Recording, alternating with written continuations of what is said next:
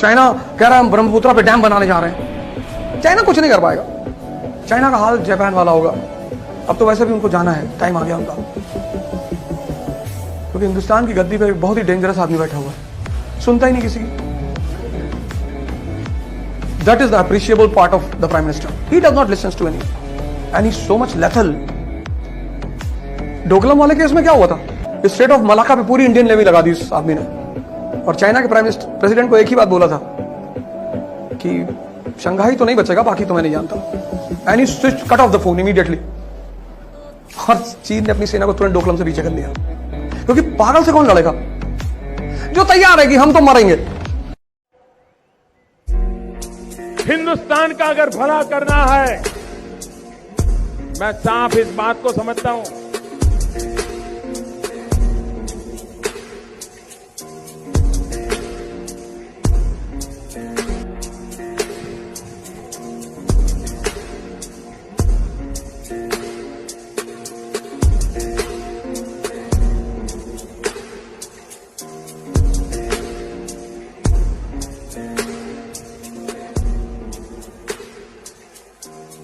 क्षमा करें,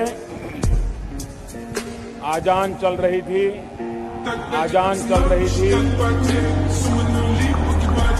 जिस बीजेपी को आज से 5 साल पहले कोई सूंघता नहीं था, जिसकी 10 राज्यों में सीटें नहीं आती थी, पूरा दृश्य बदल दिया एक आदमी ने फील्ड में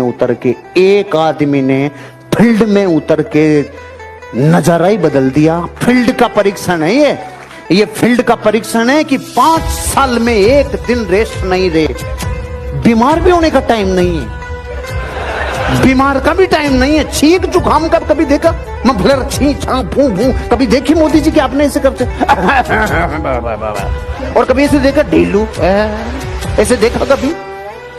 जिसमें सपनों की एनर्जी होती है ना, उसको बीमार होने का भी टाइम नहीं मिलता। सीखो देश के लीडर से। आजकल जितने भी विरोधी दल के नेता हैं, एक सुर में एक ही गीत गाते हैं, मोदी हटाओ, मोदी हटाओ, मोदी हटाओ। उसके लिए साम दाम दंड भेद कुछ भी अपनाओ। जब आप तक ये बात पहुंचती है तो क्या प्रतिक्रिया होती है? गुस्सा आता है, हंसी आती है, क्या प्रतिक्रिया होती है? मैं उनका आभारी हूं कि उन्होंने देश के अंदर एक एजेंडा बना दिया है और मतदाताओं के सामने बड़ा लिमिटेड चॉइस है कि एक, मोदी को रखना है नहीं रखना है, दूसरा है मोदी को हटाना।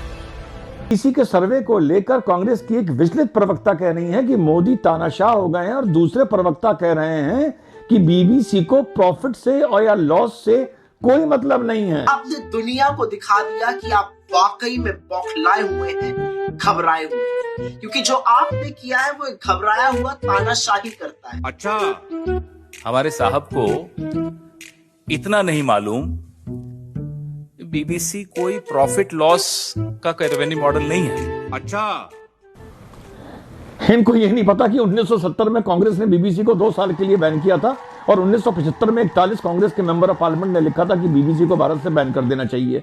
और दूसरा प्रवक्ता जो ये कह रहा था कि बीबीसी को प्रॉफिट या लॉस से नहीं लेना देना, उसको ये नहीं पता कि 2020-21 में बीबीसी को $314 मिलियन का मुनाफा हुआ था। ऐसा है विपक्ष। नो। इसी कार्यक्रम में अगर नेहरू जी के नाम का उल्लेख नहीं हुआ तो कुछ लोगों के बाल खड़े हो जाते, उनका लहू एकदम गर्म हो जाता कि नेहरू जी का नाम क्यों नहीं दिया। आदरणीय सभापति जी, मैं बहुत आश्चर्य होता है कि चलो भाई, हमसे कभी छूट जाता होगा नेहरू जी का नाम, और छूट जाता होता होगा हम ठीक भी कर लेंगे क्योंकि वो देश के पहले प्रधानमंत्री थे। लेकिन मुझे ये समझ नहीं आता है कि उनकी पीढ़ी का कोई व्यक्ति नेहरू सरनेम रखने से डरता क्यों है? क्या शर्मिंदगी है नेहरू सरनेम रखने से? क्या शर्मिंदगी है? इतना बड़ा महान व्यक्तित्व अगर आपको मंजूर नहीं है, परिवार को मंजूर नहीं है, और हमारा हिसाब मांगते रहते हो, पाकिस्तान हमको मार के चला गया, पाकिस्तान ने हम पर हमला बोल दिया मुंबई में, और हमारे मंत्री जी अमेरिका गए और रोने लगे, ओबामा ओबामा ये हमको मार के चला गया, बचाओ बचाओ। ये कोई तरीका होता है क्या? पड़ोसी मार के चला जाओ और अमेरिका जाते हो? अरे पाकिस्तान जाओ ना। क्या तरीका होता है? पाकिस्तान जो भाषा में समझे समझाना चाहिए। पुलवामा हुआ, पाकिस्तान को पता था कि आप कुछ न कुछ तो करने वाले हैं, मोदी खाली तो बैठेगा नहीं, और पाकिस्तान ने पूरी तैयारी की थी उसको रोकने की, तो भी गए और बिना खरोच हुए वापस आ गए। उनको लगा था कि मोदी ने सर्जिकल स्ट्राइक किया था तो इस बार ऐसा कुछ करेगा, तो इसलिए उन्होंने सब वहां पर खड़ा कर दिया, तामझाम पूरा।